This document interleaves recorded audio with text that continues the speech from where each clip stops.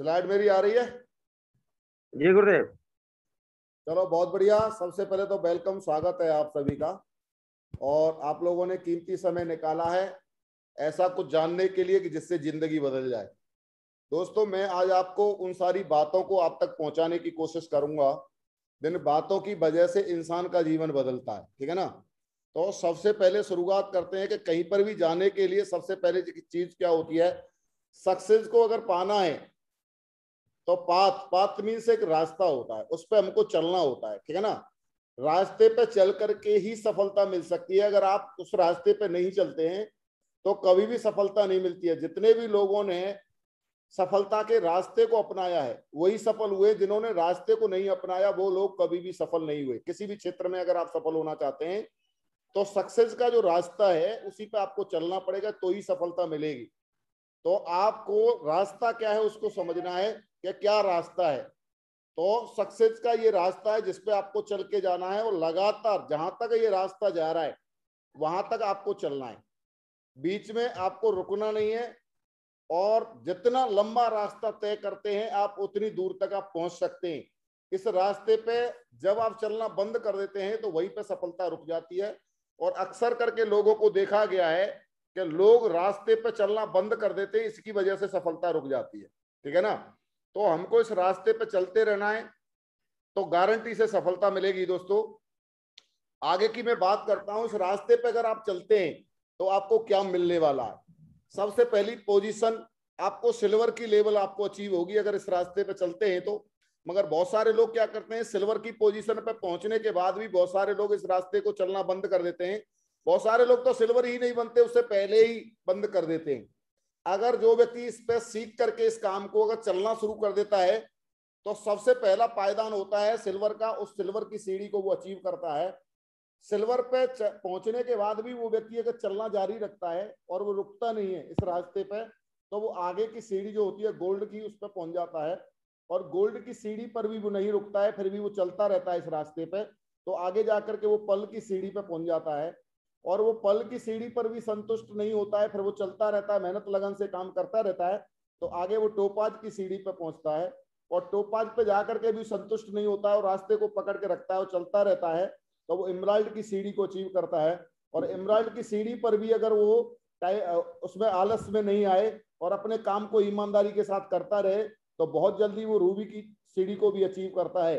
और रूबी की सीढ़ी को अचीव करने के बाद उसको डायमंड शिप नजर आने लगती है और डायमंड शिप दिखाई दे जाती है कि हाँ अभी डायमंड शिप करीब है। मगर यहाँ पर भी रूबी की सीढ़ी पर भी आने के बाद अगर आपने इस रास्ते को छोड़ा और इस रास्ते से कहीं ना कहीं अगर आप भटकते हैं तो रूबी की सीढ़ी से डायमंड के बीच का जो फासला है इसमें भी आपको बहुत टाइम लग सकता है। यहां पर भी आप भटक गए, यहां पर भी अगर आपने अपना काम ईमानदारी के साथ नहीं किया तो ये भी बहुत ज्यादा समय आपको खा सकता है। ठीक है ना? क्योंकि हर सीढ़ी पर हमारी ईमानदारी, हमारी निष्ठा और हमारे को कर्मशील होने की जरूरत होती है। तो आप डायमंड की सीढ़ी पर बहुत जल्दी चढ़ जाते हैं। जो व्यक्ति डायमंड बन जाता है और अपने काम को एक निष्ठा और सत्यनिष्ठा के साथ अगर अपने काम को अंजाम देता है तो वो व्यक्ति बहुत जल्दी डायमंड से डबल डायमंड भी बनता है, ट्रिपल डायमंड भी बनता है, वीनस भी बनता है। और वीनस बनने के बाद वो मरकरी भी बनता है, क्राउन भी बनता है, क्राउन मास्टर भी बनता है। मतलब ये जितनी भी पोजीशन है इन सभी पोजीशनों को पार करने के लिए एक रास्ते की जरूरत पड़ती है, वो रास्ता है पाथ। और उस रास्ते को अगर आपने नहीं छोड़ा तो गारंटी से कहता हूं ये सभी सीढ़ियों को आप अचीव कर सकते हैं। मगर लोग जो है ना इस पाथ को फॉलो करना बंद कर देते हैं, वो इन सीढ़ियों तक नहीं पहुंच पाते हैं। तो आज मैं आपको उस पाथ के बारे में बताने वाला हूं कि एक्चुअली में इन सीढ़ियों पर पहुंचने के लिए वो क्या है पाथ, उसको आज समझना बहुत जरूरी है। अगर वो पाथ समझ में आ गया तो आप ये सीढ़ियों को अचीव कर सकते हैं। तो सबसे पहले जो पाथ है, ये पाथ की जो सीढ़ी है, सबसे पहली सीढ़ी का नाम है वो है पेशेंस। सबसे पहली सीढ़ी का नाम है पेशेंस। और दूसरी सीढ़ी का नाम है वो आपका एटीट्यूड, आपका नजरिया। तीसरी सीढ़ी का नाम है टीचेबिलिटी, सीखना। क्योंकि जिस धंधे में आप आ गए हैं अगर उस धंधे को अगर आप सीखते नहीं है, बगैर सीखे अगर आप वहां पे अगर सफलता पाना चाहते हैं तो वो सफलता मिलना मुश्किल है। क्योंकि सीख करके अगर जब आप किसी काम को करते हैं तो वहां पे सफलता मिलना आसान हो जाता है। और जहां पर भी जब आप सीखते नहीं है तो वहां पे सफलता मुश्किल होती है। चौथी सीढ़ी का नाम होता है यहाँ पे हॉनेस्टी, आपकी ईमानदारी। आप अपने काम को कितना ईमानदारी के साथ अंजाम देते हैं, आप कितनी मेहनत और लगन के साथ काम करते हैं, ये इसी बात पर डिपेंड करता है। जब आप ये 4 सीढ़ियों को 100% जब आप फॉलो करते हैं तो आपको सक्सेस मिलने के 100% चांस होते हैं। मगर आप इनमें से चारों सीढ़ियों में से अगर किसी भी एक सीढ़ी को जब आप नजरअंदाज करते हैं, क्योंकि चारों सीढ़ी सक्सेस के जाने के लिए चारों की चारों सीढ़ी जो है बहुत ही ज्यादा महत्वपूर्ण है, तो चारों सीढ़ियों को प्रॉपर आपको मेंटेन करके चलना पड़ेगा, तो ही आप सक्सेस पे जा सकते हैं। अगर इनमें से अगर आपने पेशेंस खो दिया तो भी आप सफलता पे नहीं जा सकते। अगर आपने एटीट्यूड यानी नजरिया नेगेटिव हो गया, बीच में आप नेगेटिव हो गए, तो भी आप सक्सेस पे नहीं जा सकते। अगर आपने सीखना बंद कर दिया या सीखा नहीं तो भी आप सफल नहीं हो सकते, या आपने अपनी ईमानदारी को गंवा दिया तो भी आप सफल नहीं हो सकते। इनमें से चारों की चारों सीढ़ी बहुत ही महत्वपूर्ण सीढ़ी है, और इन्हीं सीढ़ियों को किस तरीके से आपको चढ़ना है ये मैं आज आपको बताने वाला हूं। दोस्तों, सबसे पहली चीज होती है पेशेंस। मैंने देखा है कि अक्सर करके लोग पेशेंस खो देते हैं।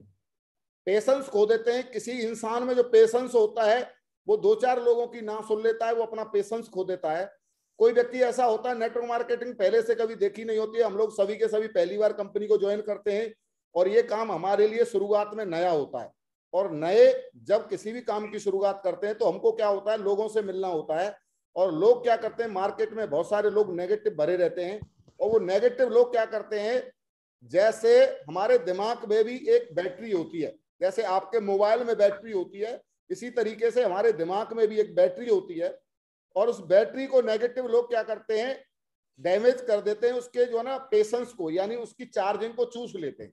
जब हम लोगों के पास जाते हैं, लोग हमसे नेगेटिव बात करते हैं, तो क्या करते हैं, हमारे दिमाग में जो बैटरी है वो क्या होती है, डाउन होनी शुरू हो जाती है।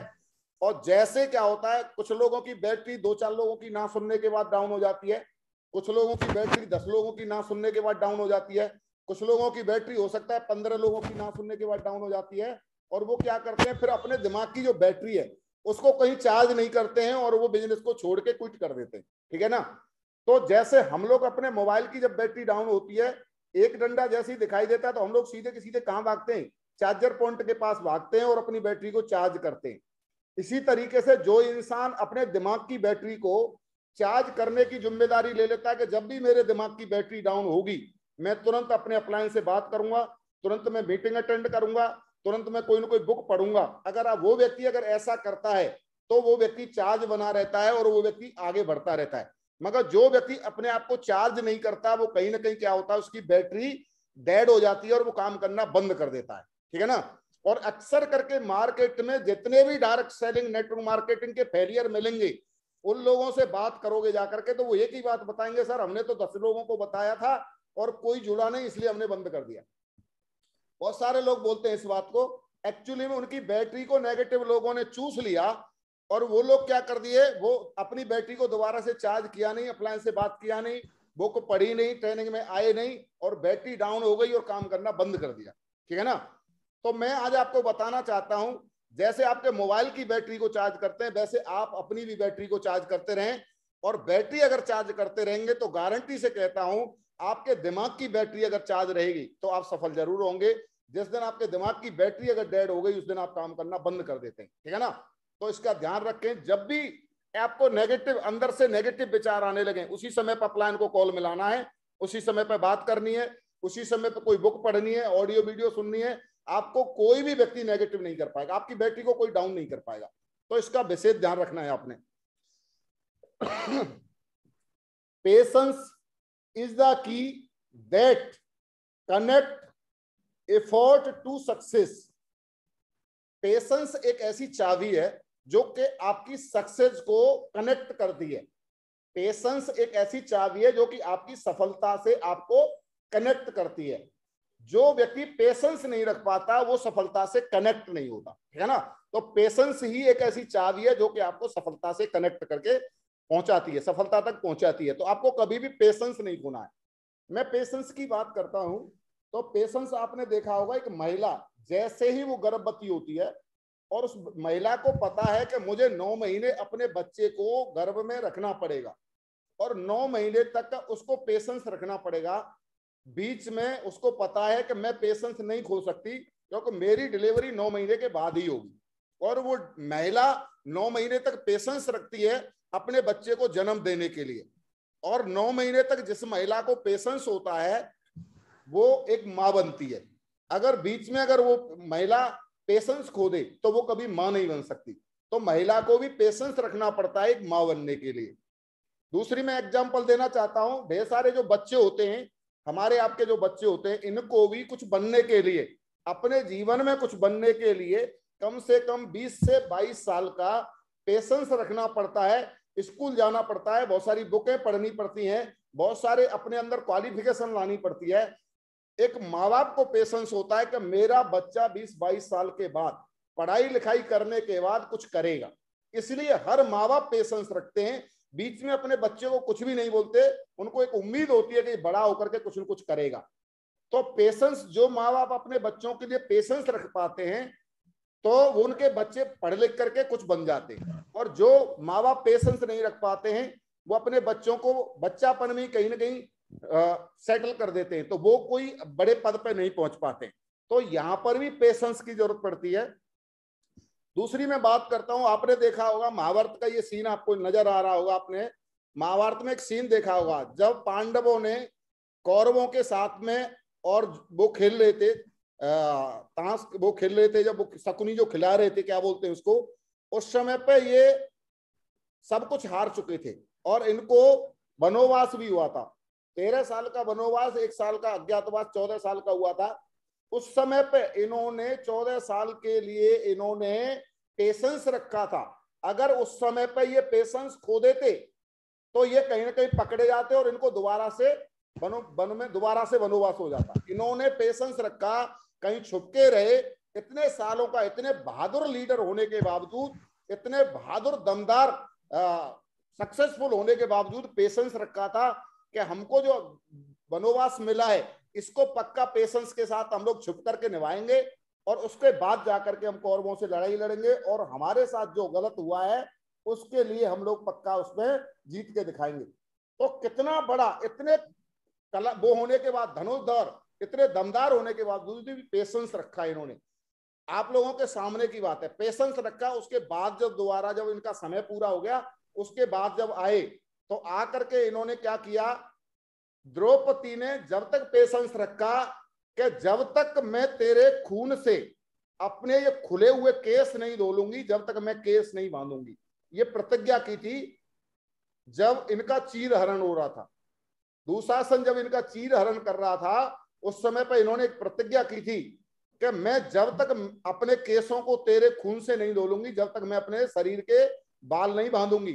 तो ये प्रतिज्ञा की थी, और जब तक इतना पेशेंस रखा कि जब तक इसने अपने बालों को इसके ब्लेड में, दुशासन के खून में नहीं धो लिया, जब तक शरीर के बाल नहीं बांधे थे। इतना बड़ा पेशेंस रखा था द्रौपदी ने। देखो लोगों ने कितना कितना पेशेंस रखा है। एक स्टूडेंट जब आर्मी में भर्ती होता है तो उसको सोल्जर बनने के लिए करीब करीब 9-10 महीना की ट्रेनिंग लेनी पड़ती है। 9-10 महीना तक उसको कैसे कैसे रास्ते से गुजरना पड़ता है, एक सोल्जर बता सकता है। उसको कितनी कठिनाइयों का सामना करना पड़ता है, उसको कितने हथियारों के साथ खेलना पड़ता है, कौन कौन से एक्सरसाइज करने पड़ते हैं, क्या क्या कौन कौन से रास्ते से गुजरना पड़ता है, जब जाकर के वो एक सोल्जर बन के तैयार होता है। अगर वो बीच ट्रेनिंग में अगर वो व्यक्ति पेशेंस खो दे, वो व्यक्ति कभी भी सोल्जर नहीं बन सकता। इसलिए उसको पेशेंस रखना पड़ता है। पेशेंस जो रखता है वो ही एक अच्छा सैनिक बनता है, जो पेशेंस नहीं रखता वो कभी भी एक अच्छा सैनिक नहीं बनता। आगे की मैं बात करूं, to lose patience is to lose the battle. Mahatma Gandhi ji ने बताया था कि अगर हम पेशेंस खो देते हैं तो हमारी कभी भी लड़ाई में जीत हो ही नहीं सकती। अगर हम पेशेंस रखेंगे तो पक्का हम लड़ाई में जीत सकते हैं, ये महात्मा गांधी जी ने बोला था। तो देश को आजाद कराने के लिए हमको पेशेंस की जरूरत पड़ी थी। अगर पेशेंस खो देते तो बहुत कुछ गड़बड़ हो जाता। तो पेशेंस के साथ अगर लड़ते रहे तो देश को आजादी मिली कि नहीं मिली? आजादी मिली। तो वहां पर भी पेशेंस की जरूरत पड़ी थी। दूसरी मैं बात बता रहा हूं, ये आपके सामने ये प्याज दिखाई दे रही है आपको, ये प्याज में नीचे जो गांठ बनी है ना, इस गांठ को बनाने के लिए भी पेशेंस रखना पड़ता है, जब ही गांठ बनती है। अगर इंसान ऊपर के पत्तियों को देख करके अगर उखाड़ना चालू कर देना तो बंदा गांठ, जो प्याज की गांठ नहीं यूज कर सकता। गांठ बनने के लिए भी पेशेंस की जरूरत पड़ती है, जब ही गांठ बनती है। दूसरी मैं बात बताऊं, ये जो आम दिखाई दे रहे हैं, किसी व्यक्ति ने एक आम की गुठली लगाई थी और एक आम की गुठली लगाने के बाद उस बंदे ने पेशेंस रखा, उस गुठली को पहले पौधा बनाया, पौधे से वो धीरे धीरे वृक्ष बनाया, जब तक उस पौधे को सींचता रहा, जब तक सींचता रहा, पेशेंस रखा उसने कि एक दिन इस पर आम आएंगे, एक दिन आम आएंगे। और उस गुठली को जिसने लगाया था उसने 5 साल 7 साल 10 साल पेशेंस रखा और पेशेंस के साथ उसकी परवरिश करता रहा, तो वो एक गुठली आज कितने सारे आम दे सकती है, केवल वो पेशेंस के दम पे। अगर वो पेशेंस खो देता तो एक आम का वृक्ष अगर वो पेशेंस खो देता तो इतने सारे आम नहीं दे सकता था। तो कितने सारे, एक पौधा कितने सारे आम दे सकता है।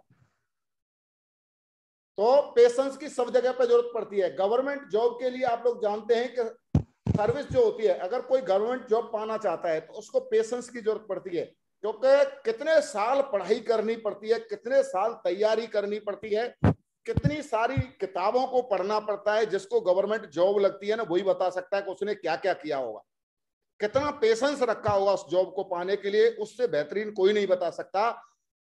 जब उसकी गवर्नमेंट जॉब लगती है तो क्या होती है, उसकी 60 साल की उम्र तक भी नौकरी कर सकता है। गवर्नमेंट जॉब 60 साल की उम्र तक कर सकता है। मिनिमम पर डे उसको 8 से 10 घंटा उसको काम करना ही पड़ेगा। अगर उसकी ड्यूटी कहीं दूर है तो 2-4 घंटे रास्ते में भी लगेंगे। मिनिमम 10 घंटा 12 घंटा उसको रोजाना अपने घर से जाना पड़ता है गवर्नमेंट जॉब के लिए। सैलरी की मैं बात करूं तो सैलरी कितनी होती है, 30,000 से लेकर के 60,000 रुपए तक सैलरी पा सकता है बंदा। तो इतने साल पेशेंस रखने के बाद, इतनी सारी पढ़ाई करने के बाद, इतनी सारी तैयारियों को करने के बाद जब बंदा 50 से 60,000 रुपए की नौकरी पाता है, इतनी सारी बुकों को पढ़ने के बाद, तो कितने बड़ा पेशेंस उसने लगाया बताओ। देखो आप, दूसरी मैं बात करता हूं कि एक इन्वेस्टर क्या करता है ट्रेडिशनल मार्केट में, क्या करता है ट्रेडिशनल मार्केट में एक इन्वेस्टर क्या करता है, लाखों और करोड़ों रुपए इन्वेस्ट करता है और एक शोरूम खोलता है। और शोरूम खोलने के बाद में 8 से 10 घंटा शोरूम को बैठता है जाकर के। अगर ये व्यक्ति कितना कमाता होगा, लाखों करोड़ों रुपए लगाने के बाद भी भाई साहब ये कितने कमाता होगा, ये आपको पता है। महीने में कितना कमाता होगा, कोई ज्यादा ज्यादा 30,000 कमाता होगा, कोई 50,000 कमाता होगा, कोई 60,000 रुपए कमाता होगा, कोई मुश्किल से एक आदमी होगा जो लाखों रुपए महीने कमाता होगा। अगर करोड़ों का लगाया होगा तो लाखों कमाता होगा। तो कितने सारे पैसे लगाने के बाद वो लाखों में पहुंचता है। एक चीज मैं बताना चाहता हूं, लोगों के दिमाग में सबसे अच्छी गवर्नमेंट जॉब जो होती है वो होती है आईपीएस की। और लोग जो है ना अपने बच्चों को सब बोलते हैं क्या बनना चाहता है, बोला आईपीएस बनना चाहता है। मैं आईपीएस की बात करता हूं कि आईपीएस की जो सर्विस होती है वो भी 60 साल की होती है, ठीक है ना। 60 साल की होती है, उसको भी 8 से 10 घंटा काम करना पड़ता है आईपीएस को। सैलरी क्या होती है, एक आईपीएस की 7 पे कमीशन के दौरान उसकी पेमेंट जो होती है, बेसिक पे 56,100 से स्टार्टिंग होती है बेसिक पे उसकी, एक आईपीएस की। और कहां तक जा सकता है, उसकी लिमिट है 2,25,000 तक, लास्ट है उसका, एंड है। 2,25,000 से ज्यादा उसकी सैलरी नहीं है एक आईपीएस अधिकारी की। इतनी सारी पढ़ाई करने के बाद, इतनी सारी तैयारी करने के बाद कहां पहुंचता है, 2,25,000 तक एंड में पहुंचता है।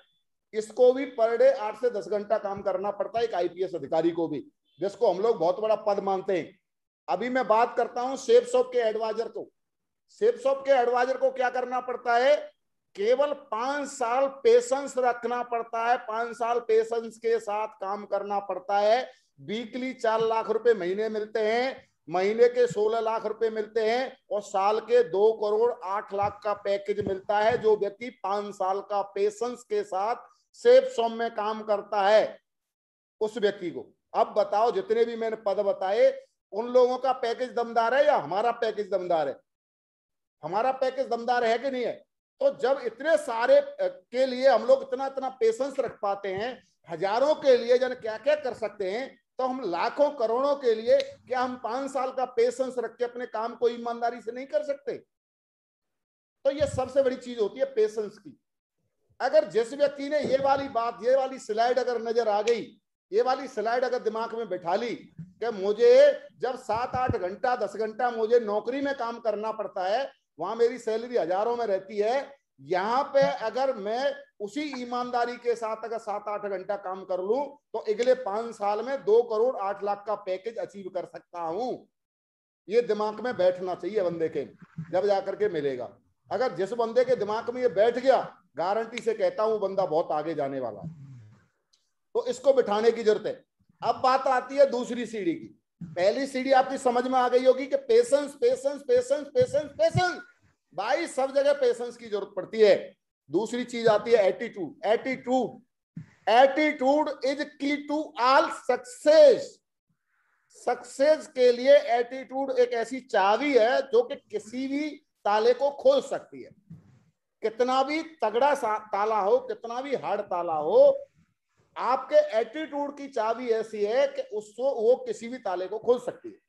आपका एटीट्यूड, नजरिया, बातचीत करने का नजरिया, आपकी अंदर की सोच कितनी पॉजिटिव है, उसी के आधार पे आपकी सक्सेस का ताला खुलता है।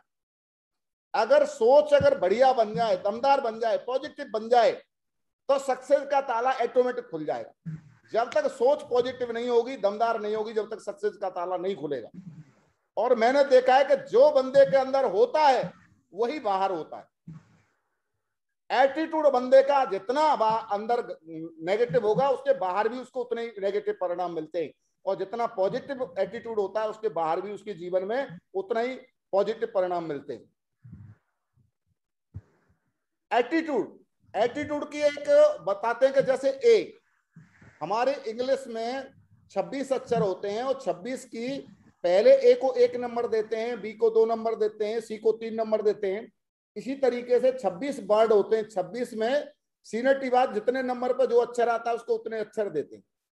फिर इनको हम लोग काउंटिंग करके देखते हैं तो एटीट्यूड ही एक ऐसा वर्ड होता है जिसको 100% शब्द मिलते हैं, 100% नंबर मिलते हैं। एटीट्यूड 100% सक्सेस मिलती है एटीट्यूड की वजह से। तो आपका एटीट्यूड ही आपको सफलता दिला सकता है। तो 100% सक्सेस पाने के लिए अपने एटीट्यूड को सुधारना जरूरी है। ये बहुत इंपॉर्टेंट पार्ट है एटीट्यूड।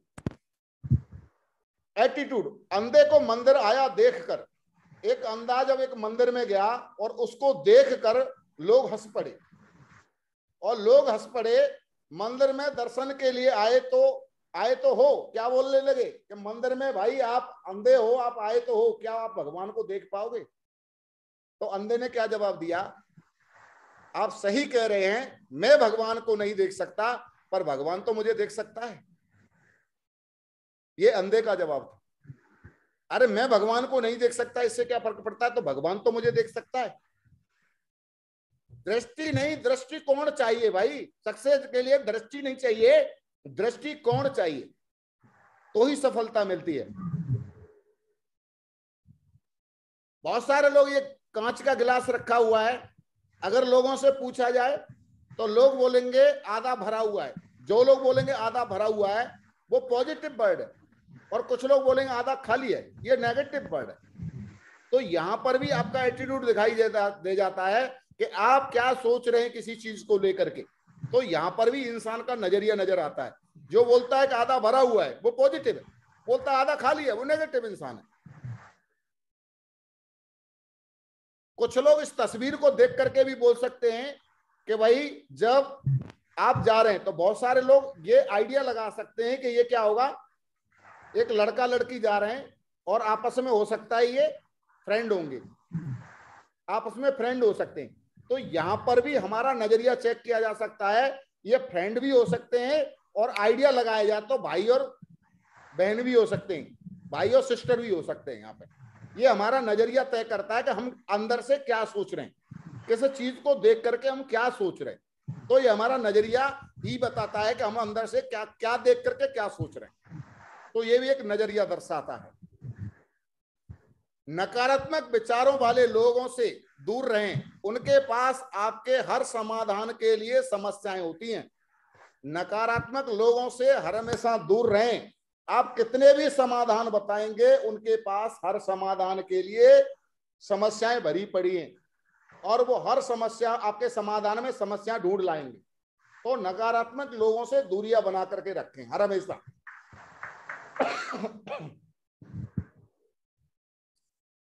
जिस समय भी आप ये सोचकर शुरू कर देते हैं कि अगर आप लक्ष्य को प्राप्त नहीं कर पाएंगे तो क्या कहेंगे, उसी पर आप हार जाते हैं। जिस समय आपके मन में ये विचार आ जाता है कि अब मेरे से नहीं होगा, अब मैं लक्ष्य को हासिल नहीं कर पाऊंगा, आप समझ लेना उसी समय पे आप हार जाते हैं। क्योंकि आपके अंदर से सोचना हुआ और आपका हारना बराबर है। एक विचार आपका नेगेटिव अगर किसी चीज को लेके हो गया तो समझ लेना कि आप हार चुके हैं, आपका हारना तय है, ये तय है। इसलिए दिमाग में कभी भी 1% भी ये हावी ना होने दें कि मैं हार सकता हूं, हर हमेशा ये हावी होने दें कि मैं जीत के दिखाऊंगा। ये रहे दिमाग में, ये रहना चाहिए हर हमेशा। एटीट्यूड, दो तरीके के लोग होते हैं, एक होते हैं सफल व्यक्ति और दूसरे होते हैं असफल व्यक्ति। सफल व्यक्ति क्या करते हैं, वे दूसरों को सफल बनाने की चाहत रखते हैं, वो अपने डाउनलाइन को सफल बनाने की चाहत रखते हैं, हर हमेशा यही प्रयास करते हैं कि मेरे नीचे के लोग सफल हो। मगर कुछ असफल व्यक्ति होते हैं, वो क्या होते हैं, जब आप उनसे जाके मिलते हैं तो वो क्या करते हैं, वे चाहते हैं कि दूसरे लोग फेल हो, मैं तो फेल हो गया तुम भी फेल हो जाओ, मैंने कुछ नहीं किया तुम भी कुछ मत करो, मैंने कंपनी ज्वाइन की थी मैं कुछ नहीं कर पाया तुम भी कुछ नहीं कर पाओगे। वो इस तरीके की बात करते हैं। अब ये हमको देखना है अपने एटीट्यूड से, अपने नजरिए से ये देखना है कि बात किसकी माननी चाहिए। बात उसकी माननी चाहिए जो खुद फेल बैठा हुआ है और वो बोल रहा है कि तुम भी फेल हो जाओ, या बात उसकी माननी चाहिए कि जो ये बोल रहा है कि तुम भाई मैं पास हो गया हूं तुम भी पास हो जाओ, उसकी माननी चाहिए। तो ये हमारा एटीट्यूड है कि हम क्या किसकी बात मानते हैं। अगर हमने बात मानी पास होने वाले की तो हमारी जिंदगी सफल हो सकती है, और अगर हमने बात मानी फेलियर की, जो पहले से फेल बैठा है, तो हमारी जिंदगी फेल हो सकती है। तो ये हमको तय करना होता है।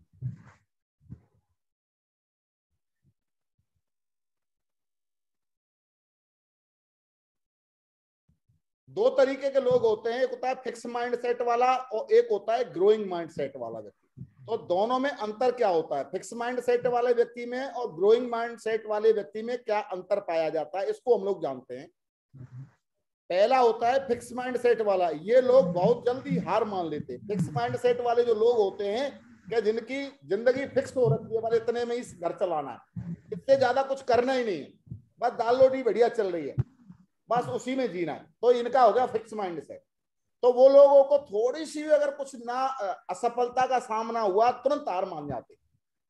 मगर ग्रोइंग माइंड सेट वाले लोग जो होते हैं, ये लोग कभी भी हार नहीं मानते, चाहे इनको कितनी भी असफलता का सामना करना पड़े, ये लोग कभी भी हार नहीं मानते।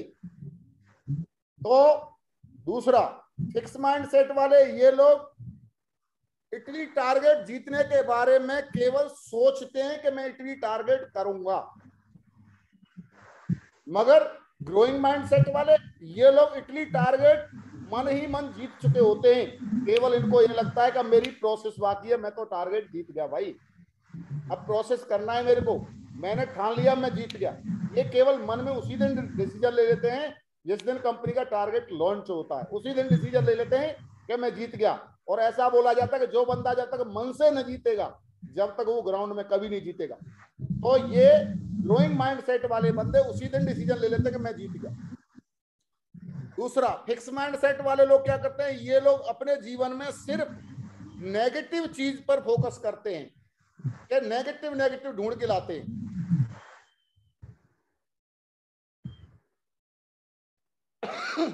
नेगेटिव नेगेटिव ढूंढ करके लाते हैं। और ग्रोइंग माइंड सेट वाले ये लोग अपने जीवन में हमेशा पॉजिटिव चीजों पर फोकस करते हैं। जितनी भी पॉजिटिव पॉजिटिव पॉजिटिव अपलाइन में पॉजिटिव, डाउनलाइन में पॉजिटिव, कंपनी में पॉजिटिव, सिस्टम में पॉजिटिव, लोगों में पॉजिटिव, हर जगह पे पॉजिटिव पॉजिटिव ढूंढते रहते हैं। फिक्स माइंड सेट वाले ये लोग कम पैसे में ही कंफर्ट जोन में चले जाते हैं, जैसे ही थोड़ा सा पैसा आ रहा है बस उसी में 4 घंटे की नींद चाहिए और इनको भैया खाना चाहिए time to time. Comfort zone में पड़े रहते हैं आराम से। गर्मी चल रही है, चाहे पेड़ के नीचे जाकर के सोना पड़े गर्मी में, मगर घर में पंखा लगाने की हिम्मत नहीं है। क्या पंखा लगा ले खरीदे, कूलर नहीं लगा सकते, पेड़ के नीचे जाके जो है कंफर्ट जोन में चले जाते हैं। मगर ग्रोइंग माइंडसेट वाले लोग, ये लोग कंफर्ट जोन से हमेशा बाहर रहते हैं, लगातार काम पर फोकस करते हैं और अपने घर में सारी सुख सुविधाओं को लेके आते हैं। जो भी सुख सुविधाएं बनी है जीवन में इंसानों के लिए, वो सबको अपने घर में लाते हैं। ये लोग फिक्स माइंडसेट वाले, ये लोग हमेशा अपने बारे में सोचते हैं, बस मैं सही हूं भाई, बाकी दुनिया से मुझे कोई लेना देना नहीं है, मेरा सही है बस। और ये ग्रोइंग माइंडसेट वाले, ये लोग अपने बारे में सोचते हैं, अपनी टीम के बारे में सोचते हैं, अपनी समाज के बारे में सोचते हैं, अपनी सोसाइटी के बारे में सोचते हैं। ये सब के बारे में पॉजिटिव सोचते हैं कि इनको कैसे आगे बढ़ाओ, ये उनके बारे में सोचते हैं। फिक्स माइंडसेट वाले ये हर काम में केवल नकारात्मक सवाल ढूंढते हैं। कोई भी बात करो नकारात्मक उसमें ढूंढेंगे कि इसमें क्या बात नकारात्मक, उसको हाईलाइट करना है। और ग्रोइंग माइंडसेट वाले ये लोग हर काम में सकारात्मक जवाब ढूंढते हैं कि भाई इसमें सकारात्मक जवाब क्या है, उसको ढूंढते हैं। फिक्स माइंडसेट वाले ये हमेशा बोलता है कि प्रोडक्ट बहुत महंगा है, कंपनी के प्रोडक्ट बहुत महंगे हैं भाई, कैसे बेचेंगे हम लोग। मगर ये ग्रोइंग माइंडसेट वाला व्यक्ति क्या करता है, 600 बिजनेस वॉल्यूम, 400 बिजनेस वॉल्यूम दबा करके अपनी टीम को प्रमोट करता है और लगातार लोगों की ज्वाइनिंग निकालता है। ये ग्रोइंग माइंडसेट वाला व्यक्ति। अभी बात आती है दोस्तों टीचेबिलिटी, तीसरी सीढ़ी की बात। तीसरी सीढ़ी की बात है टीचेबिलिटी। सीखना बंद तो जीतना बंद। जिस इंसान ने अपने जीवन में सीखना बंद कर दिया, उसको जीतना बंद कर देगा। जो सीखना जारी रखता है वो आगे बढ़ता रहता है, जो सीखना बंद कर देता है वो जीतना बंद कर देता है। हुनर है तो कद्र है, और हुनर नहीं तो कद्र नहीं। जब आपके अंदर हुनर होगा तो ही आपकी कदर होगी, और जब आपके अंदर हुनर नहीं होगा तो आपकी कदर भी कोई करेगा नहीं। हौसले के तरकस में कोशिश का तीर जिंदा रखो, हार जाओ चाहे जिंदगी में सब कुछ, मगर जीतने का उम्मीद हर हमेशा जिंदा रखो। क्या जीत के दिखाना, बस ये उम्मीद रहनी चाहिए, जीत के दिखाना।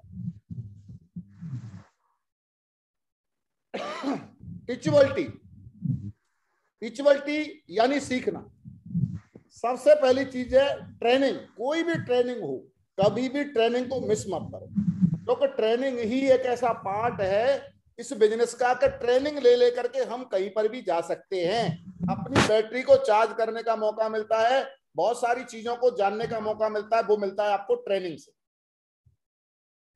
हर हमेशा मोटिवेशन आपका कभी भी डाउन नहीं होना चाहिए। जिस इंसान का मोटिवेशन डाउन हो गया वो समझ लो गर्दिश में गया। जिस इंसान का मोटिवेशन बरकरार बना रहता है वो इंसान हर हमेशा सफल होता है। तो मोटिवेशन को डाउन मत होने दो। दूसरा एडवाइस, हर हमेशा एडवाइस लेते रहो अपने सीनियर से, हर हमेशा एडवाइस लेते रहो कि सर अभी क्या करना है, क्या करना है, अभी नेक्स्ट क्या करना है, नेक्स्ट क्या करना है, एडवाइस लेते रहो। सक्सेस हर हमेशा माइंड सेट कर रखो, आई एम विनर। सक्सेस होने का हर हमेशा माइंड सेट होना चाहिए, मैं सक्सेस हूं, सक्सेस होके दिखाऊंगा और हर हमेशा सक्सेसफुल बनूंगा। ये माइंड सेट हमारा होना चाहिए सक्सेसफुल बनने का, क्योंकि जब तक माइंड सेट नहीं होगा जब तक आप सक्सेसफुल हो ही नहीं सकते। माइंड सेट होना चाहिए। दूसरा डायरेक्शन, हमको किस डायरेक्शन में चलना है, किसको फॉलो करना है, किसको कॉपी करना है, किसकी बात माननी है, किसकी बात नहीं माननी है, ये डायरेक्शन है। अगर आपने किसी गलत आदमी को डायरेक्शन दे लिया, किसी गलत आदमी के डायरेक्शन पे अगर आप चल गए तो वो तो भाई डूबेगा ही डूबेगा, तुमको भी लेके डूबेगा। गलत व्यक्ति के डायरेक्शन में कभी नहीं चलना, चाहे कोई भी हो, कितना भी प्रिय हो, उसके गलत डायरेक्शन में कभी मत जाओ। काउंसलिंग, अपने एक्टिव अपलाइन के साथ में महीना 2 महीना में पर्सनल अपनी काउंसलिंग करवाते रहो, क्योंकि देखा जाता है कि हम नीचे होते हैं और कोई व्यक्ति हमसे ऊपर हाइट में होता है, तो ऊपर हाइट से हमको देख रहा होता है कि मैं क्या कर रहा हूं, और हाइट वाला व्यक्ति मुझे बता सकता है कि मैं क्या क्या कमियां कर रहा हूं, क्या क्या अच्छाइयां कर रहा हूं। हर 2 महीने में, वो बोले या ना बोले, आप पर्सनल उसको कॉल करके उसके साथ अपनी काउंसलिंग करवाएं कि सर मुझे बताओ, मुझे पता नहीं चलता, मुझे और क्या सुधार की जरूरत है। पर्सनल टाइम लेकर के उसका 1 घंटा 2 घंटा पर्सनल अपनी काउंसलिंग करवाते रहो, ताकि आप सही ट्रैक पे चलते रहें। अगर आप अपनी काउंसलिंग नहीं करवाएंगे और आप अपने हिसाब से काम करेंगे तो कहीं ना कहीं आप भटक सकते हैं और आप उस तरीके से काम नहीं कर पाएंगे जिस तरीके से करना है। आगे आता है सपोर्ट। इस बिजनेस में सपोर्ट जो है ना, ये रीढ़ की हड्डी है। जब हम एक दूसरे की सपोर्ट करते हैं तो सफलता जल्दी मिलती है, और सपोर्ट नहीं करते हैं तो सफलता नहीं मिलती है। हमें अपनी डाउनलाइन की बिल्कुल सपोर्ट करनी है दिल से, और अपलाइन से सपोर्ट लेनी भी है। तो इसका बिल्कुल ध्यान रखना है। टारगेट जब भी आए या जो भी गोल बनाए, उस पर फोकस होना चाहिए कि ये गोल मुझे अचीव करना है, जो मैंने गोल बनाया है उसको टाइम पे मुझे अचीव करना है। इस तरीके की मेंटलिटी अगर आपकी हो गई तो गारंटी से कहता हूं बहुत जल्दी कामयाब होंगे, जो भी मैंने ये पॉइंट बताया है। Ethics of direct selling. Direct selling के कुछ सिद्धांत हैं, एथिक्स हैं, उन पे चलना बहुत जरूरी है। अगर हम डायरेक्ट सेलिंग के एथिक्स को फॉलो नहीं करेंगे तो कोई भी डायरेक्ट सेलिंग कंपनी जो भी होती है, वो अगर एथिक्स को फॉलो नहीं करती है वो ज्यादा दिन तक नहीं टिकती है। जो कंपनी एथिक्स को फॉलो करती है वही टिकती है। हमारी सेफ शॉप जो है ना, डायरेक्ट सेलिंग में जितनी भी कंपनी है सबसे टॉप पे आती है, एथिक्स को फॉलो करने वाली सेफ शॉप है, जो कि एथिक्स को, सिद्धांतों को फॉलो करती है। हमारी डायरेक्टर हर हमेशा एथिक्स की बात करते हैं, तो एथिक्स को फॉलो करना है। एथिक्स ऑफ सिस्टम, हमारा सक्सेस सपोर्ट सिस्टम ये भी एथिक्स को फॉलो करता है। एथिक्स के हिसाब से ही जो भी बातें हैं आपको एथिक्स के हिसाब से ही बताई जाती हैं। कोई फालतू की बात मनगढ़ंत कोई नहीं बता सकता, केवल एथिक्स की बातें बताते हैं। एथिक्स ऑफ डुप्लीकेशन, आपको भी अपनी टीम में एथिक्स को डुप्लीकेट करना है। अगर आप अपनी टीम में एथिक्स को डुप्लीकेट करेंगे तो आपकी टीम एथिक्स वाली बनेगी, मगर जब तक आप अपनी टीम में एथिक्स को डुप्लीकेट नहीं करेंगे जब तक आपकी टीम एथिक्स वाली नहीं बनेगी। Ethics of single mind approach, अपनी टीम में सिंगल माइंड अप्रोच होके काम करें। किसी एक व्यक्ति को चुन लें और वो व्यक्ति अगर आपको जो बोलता है बस उसकी बात को पत्थर की लकीर मान के कर जाएंगे तो तरक्की जल्दी होगी। और दाएं बाएं अगर मुंह मारते रहेंगे, कभी इससे पूछ, कभी उससे पूछ, कभी उससे पूछ, तो फिर क्या होगा, आदमी भटक जाता है। वो क्या होता है, 4 जगह से 4 सलाह मिलती है और आदमी भटक जाता है। तो सिंगल माइंड अप्रोच होकर काम करना है। एथिक्स ऑफ मेंटरशिप, अपने अपलाइन मेंटर जो है उसके एथिक्स को समझें कि वो क्या समझाना चाह रहा है, उसके एथिक्स और सिद्धांतों पे चले। एथिक्स ऑफ 8 स्टेप, 8 स्टेप में जो भी 8 स्टेप बताई जाती है उसमें भी एथिक्स को फॉलो करें 8 स्टेप के।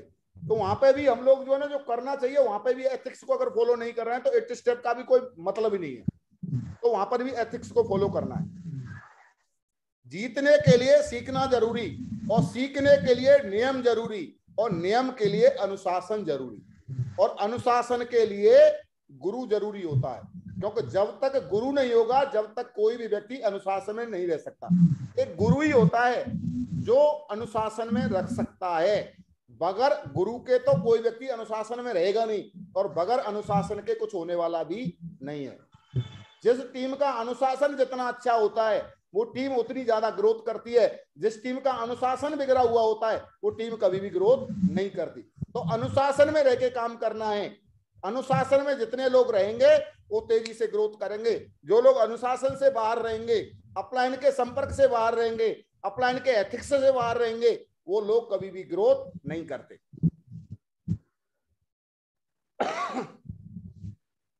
अगर करना चाहते हो खुद को प्रूव तो पहले करो इंप्रूव। अगर आप अपने आप को प्रूव करना चाहते हो, प्रूफ करना चाहते हो, तो अपने आप को एक ही काम करना है, अपने अंदर इंप्रूव करना, अपने अंदर बदलाव करना।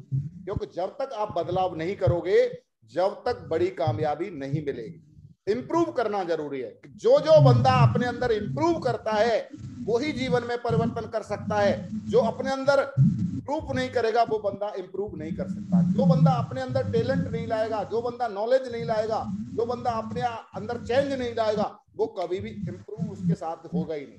तो इसका ध्यान रखें। टीचेबिलिटी, सिस्टम से सीखने में, सिस्टम से सीखने के बाद राजा का रोल नहीं निभाना है आपने। जब आप सिस्टम से सीख जाते हैं तो आपको राजा बन के नहीं रहना है, यहाँ पे आपको एक माली का रोल निभाना है। अगर आप माली का जब जाकर के रोल निभाते हैं तो माली क्या करता है, अपने बगीचे के जितने भी पौधे होते हैं उनकी सही से देखभाल कर सकता है, माली बन के रहेगा तो। और सीख करके अगर वो राजा बन गया तो वो कभी भी अपने पौधों की देखभाल अपनी नहीं कर सकता, ठीक है ना। तो हमको सीखने के बाद, सिस्टम की बातों को सीखने के बाद हमको एक माली का रोल निभाना है और अपने आई हुई टीम को एक जो ना पौधे की तरह परवरिश करना है, उनको पाल के बड़ा करना है। तो हमारे पौधे एक दिन बड़े हो जाएंगे और जब ये पौधे बड़े होकर के जब इन पे फल लगेंगे तो आप नहीं, आपकी 3 पीढ़ी तक फल खा सकते हैं अगर आपने माली का रोल सही निभाया तो यहाँ पे राजा का रोल नहीं निभाना है, आपको यहाँ पे सीख करके माली का रोल निभाना है सिस्टम की बातों को सीखने के बाद।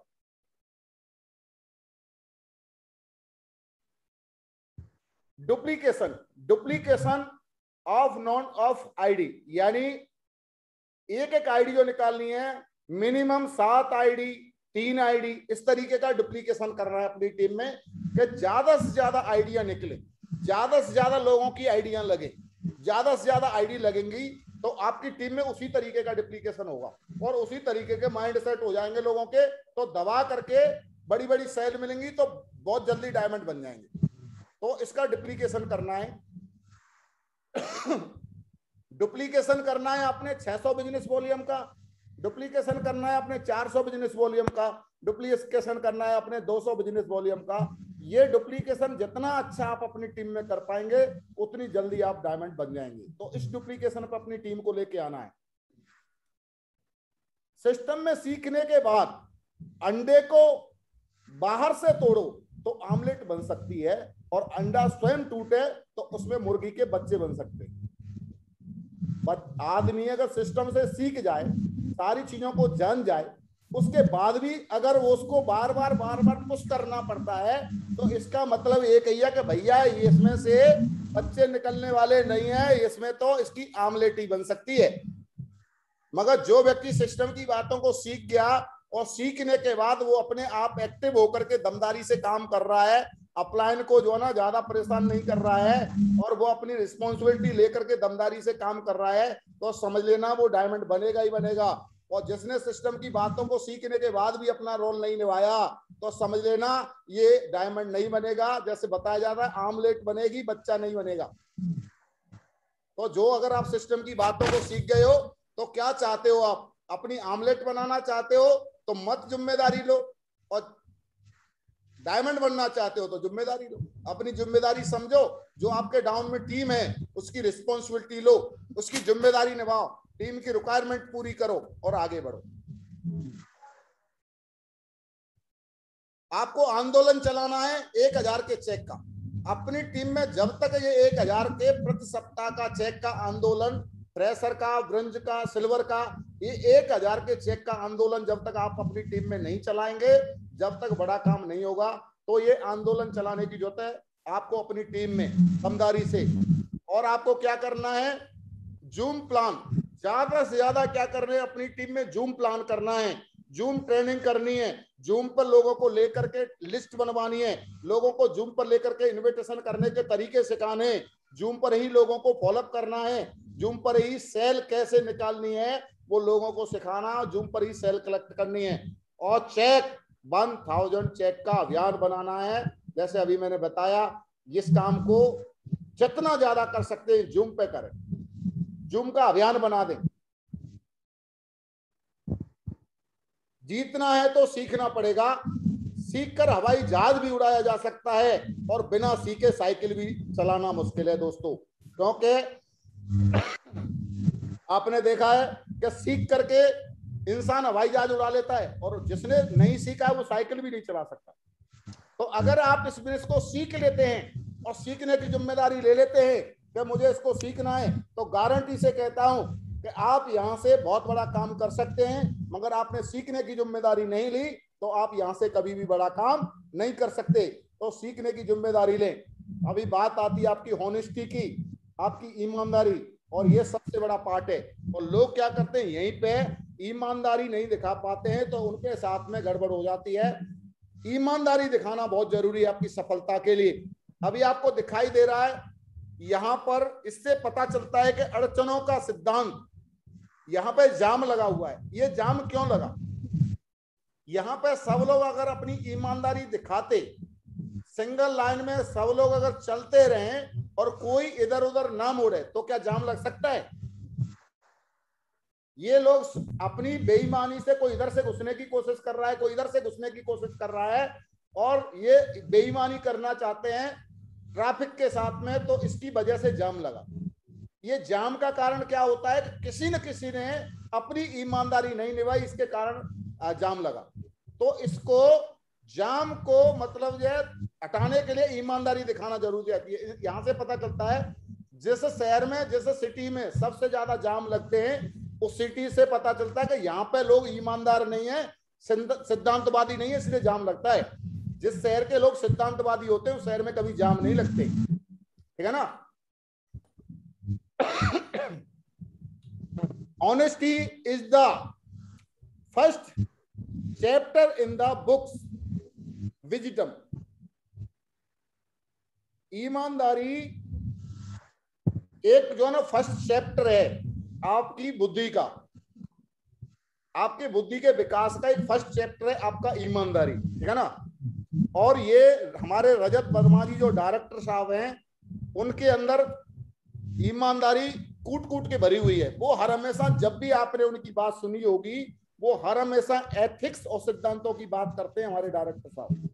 ये बात आपने कई बार सुनी होगी उनके मुंह से। तो चाहे कुछ भी हो जाए, इधर से ब्रह्मा इधर हो जाए, वो कभी भी अपने ईमानदारी से कभी भी पीछे नहीं हटते, कभी भी एथिक्स और सिद्धांत को कभी छोड़ते नहीं है वो, चाहे कुछ भी हो जाए। तो हमारे रजत वर्मा भी एथिक्स और सिद्धांतों को फॉलो करते हैं, ईमानदारी को फॉलो करते हैं। डुप्लीकेशन ऑफ रीपर्चेजिंग, अपनी टीम में रीपर्चेजिंग का डुप्लीकेशन करें। 100 बीबी नहीं लेता तो 50 बीबी, 50 बीबी नहीं लेता तो 25 बीबी हर महीना लेने की लोगों को आदत डालें। क्योंकि हम बाजार की दुकान से खरीदेंगे तो कभी भी BMW आने वाली नहीं है, और अपनी सेफ शॉप जो अपनी खुद की दुकान है, अगर वहां से खरीदेंगे तो वहां से हमारी BMW, ऑडी, जगवार सब कुछ आने वाला है। तो बताइए कहां से लेना चाहिए? यहाँ पर भी ईमानदारी दिखानी है। बाजार की दुकान से खरीदने वाले के कभी ऑडी, BMW, जगवार नहीं आते, और सेफ शॉप जो खुद की दुकान है वहां से अगर हम लोग लेते हैं तो हमारे BMW, जगवार, ऑडी सब कुछ आ सकता है। तो यहाँ पर भी ईमानदारी दिखाने की जरूरत है।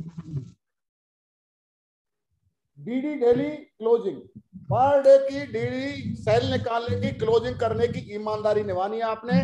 पर डे सेल निकालनी है, पर डे डिपॉजिट करनी है, ये ईमानदारी आपके ऊपर है, इसको ईमानदारी को निभाना है। और क्या ईमानदारी दिखानी है आपने? लिस्ट पर डे, अपनी लिस्ट में पर डे 1 से 2 व्यक्ति को पर डे शामिल करना है। कहीं ना कहीं से ऐसा कॉन्टेक्ट ढूंढो, पर डे आपकी लिस्ट में 1 या 2 व्यक्ति पर डे शामिल होना चाहिए। इनविटेशन पर डे 20 लोगों को कॉल करो, जूम पे प्लान देखने के लिए 20 कॉल पर डे करो, इसमें ईमानदारी दिखानी है। प्लान जूम पर 5 प्लान पर डे, जब 20 कॉल करेंगे तो 5 प्लान पर डे आपकी जूम पे हो जाएंगे। 5 प्लान पर डे जूम पे दिखाने की ईमानदारी आपको दिखानी है। 5 फॉलोअप करने की आपको ईमानदारी दिखानी है। और 100% यूजर पर डे मॉर्निंग से लेकर रात तक जो भी आपको जरूरत पड़ती है वो आप अपने सेफ शॉप के सामान को यूज करें। टूथपेस्ट से लेकर के शाम को सोने तक क्या क्या जरूरत पड़ती है आप यहां ईमानदारी दिखाएं और अपना सामान यूज करें, उसी की वजह से आपकी जिंदगी बदलेगी। 6 काम रोज करें, ये पहले भी मैं आपको बता चुका था। लिस्टिंग टू ऑडियो ट्रेनिंग, आपको audio training 30 minute per day सुननी है। और रिकमेंडेड बुक मोटिवेशनल प्रगति पथ, आपको प्रगति पथ या जो भी बुक आपको मिली है उसमें जो है ना सारी सिस्टम की बातें लिखी हुई है। पर 30 मिनट आपको उसको पढ़ना है, इसकी आपको आदत बनानी है। डेली डिस्कस ऑन बिजनेस 10 नए लोगों से डेली अपनी बिजनेस का डिस्कस करना है, डेली 10 लोगों से। और इंडिविजुअल प्लान, जूम पर 5 प्लान पर डे इंडिविजुअल करने हैं आपको। वीकली चेक 1000 का पर वीक अपने लोगों के नीचे वाले लोगों के बनवाने हैं। जूम ट्रेनिंग और प्लान खुद अटेंड करें और अपनी टीम से लेफ्ट और राइट से जूम मीटिंग में आने के लिए दमदारी से प्रमोट करें अपनी टीम को आने के लिए, क्योंकि जितने ज्यादा जिसके लोग रहेंगे उसी के साथ में उतना बड़ा काम होगा। आखिरी में मैं यही कहूंगा कि जूम पर बढ़ाते जाओ ट्रेनिंग और प्लान में 2 बीवी और चेक अपने आप आ जाएंगे। ट्रेनिंग और प्लान में लोगों को बढ़ाते जाओ, बीवी और आपका चेक ऑटोमेटिक बढ़ता चला जाएगा। मिशन आंदोलन 1000 चेक का बनाना है अपनी टीम में, और ये 6 महीना तक कंटिन्यू बना दो, आपका चेक एकदम बूम कर जाएगा। तो 6 महीने का ये अभियान बनाना है। ईमानदारी आपकी यहां पर भी दिखाई देती है। डायरेक्ट सेल करते ही आपको इनकम मिलता है 1400 रुपए और आप क्वालिफाई हो जाते हैं टीम इनकम के लिए। इसके बारे में लोगों को बताएं। अभी आपको ये दिखाई दे रहा होगा कि 4 लोग हैं और एक शमशान घाट के लिए किसी मुर्दे को लेके जा रहे हैं। तो यहां पर भी एक ईमानदारी दिखाई देती है कि यहाँ पे चारों लोग बराबर अपना कंधा लगा के चल रहे हैं, तो ही वो सही चल रहा है। अगर एक ने अगर ईमानदारी कम दिखाई होती तो वो व्यक्ति सही नहीं चल सकता। कंधे पर रख के मुर्दे को ले जाने के लिए भी ईमानदारी दिखानी पड़ती है भाई, ठीक है ना। जो इंसान मुर्दे को लेकर के जा रहा है और वो ईमानदारी नहीं दिखा रहा है तो वो जीवन में कहीं नहीं दिखा सकता। तो ये तो हम लोग सफलता के लिए अगर ईमानदारी नहीं दिखाएंगे तो क्या होगा, मुर्दे को भी ले जाने के लिए ईमानदारी दिखानी पड़ती है। तो इसको भी समझने की जरूरत है। एक बात और मैं बताना चाहता हूं आपको। एक बार क्या हुआ, एक पंडित की और एक नाई की दोस्ती थी। और नाई जब जब मंदिर में जाता था तो पंडित से एक बात बोलता था, अरे पंडित जी आप भगवान की पूजा करते हो और भगवान में यार ऐसा कुछ नहीं है। भगवान देखो कितने सारे लोग गरीब घूम रहे हैं, कितने सारे लोग दुखी घूम रहे हैं। अगर भगवान में ऐसा कुछ होता तो भगवान इनको गरीब क्यों छोड़ता, ऐसे करके बोलता था। तो वो क्या बोलते थे पुजारी जी, बोलो भाई ऐसी बात नहीं है, भगवान जो है ना सब कुछ कर सकते हैं, मगर बात ऐसी है तू मानेगा नहीं। तू एक बात बता, ये शहर में जितने सारे लोग, बहुत सारे लोगों के लंबे लंबे बाल हो रखे हैं, बहुत सारे लोग दाढ़ी वाले बोल रहे हैं, तू अगर तू नाई है तो इनके सबके दाढ़ी और बाल क्यों नहीं बनाता। तो नाई ने एक जवाब दिया, बोला साहब बना तो दूं मगर ये लोग मेरे पास आते ही नहीं है, मैं कैसे बनाऊं इनके बाल और दाढ़ी। तो इसी तरीके से पंडित ने जवाब दिया कि भाई सुन, जब तेरे पास ये लोग नहीं आते हैं तो इनकी दाढ़ी और बाल तू नहीं बना सकता। इसी प्रकार से भगवान के पास भी ये लोग नहीं जाते हैं, इसीलिए तो गरीब घूम रहे हैं। जो भगवान के पास जाता है वो कभी भी गरीब नहीं रहता। तो जो व्यक्ति सिस्टम को फॉलो करता है वो कभी भी, ऐसा नहीं है कि डायमंड ना बने। जो सिस्टम को फॉलो नहीं करता वही एक व्यक्ति है जो डायमंड नहीं बन पाएगा। दोस्तों यहाँ पे मैं अपनी वाणी को विराम देता हूं। Thank you so much, God bless you all of you. आप लोगों ने आज मेरी बातों को सुना, सक्सेसफुल बातों को, और मुझे पूरा भरोसा है कि मेरी बातें आपको बहुत अच्छी लगी होंगी और आप अपना काम आज के बाद मुट्ठी बांध के दमदारी से करेंगे। Thank you so much, God bless you all of you.